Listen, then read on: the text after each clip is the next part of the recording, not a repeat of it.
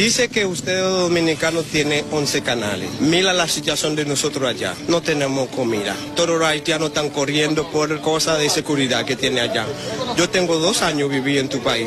Yo me estudio en OIM y la hora llegó que mi familia tiene que dejar el República Dominicana porque es una circunstancia que lo que mandan nosotros acá. Yo estoy de acuerdo con ellos porque yo, sinceramente, como ciudadano haitiano, yo quiero también ese canal. ¿Tú sabes por qué? Porque la situación de nosotros es muy caótica, mano. Hay que sembrar también allá. Tenemos que compartirlo. Ese río, esa es la frontera. Usted, los dominicanos, no comprende a nosotros, la situación de nosotros, como una sola isla por las donaciones. ¿Por qué nosotros todos quieren coger para acá? ¿Por qué? Busca vida, porque nadie nos va a quedar a morir a un lugar que no tiene nada. A ver, otro lugar tiene comida. Nosotros haitianos, queremos levantarse. Nosotros no queremos venir para acá a joder a ustedes, porque tú estás quejado con nosotros. Los dominicanos, los pueblos dominicanos ahora quieren salir de nosotros. Y ahora mira lo que nosotros estamos haciendo. Buscó una puerta para salir también, para producir, para ver si puede tener comida allá en nuestro país. Ya no le interesa estar en territorio dominicano. Es que ningún haitiano nos acepta. Ellos vienen para acá para hambre, para buscar dinero, para mantener su familia. ¿Quién usted sabe que se siente bien de un país ajeno? Pregunta a un dominicano que vivía en Nueva York. Pregunta a un dominicano que vivía en España. Porque un dominicano se siente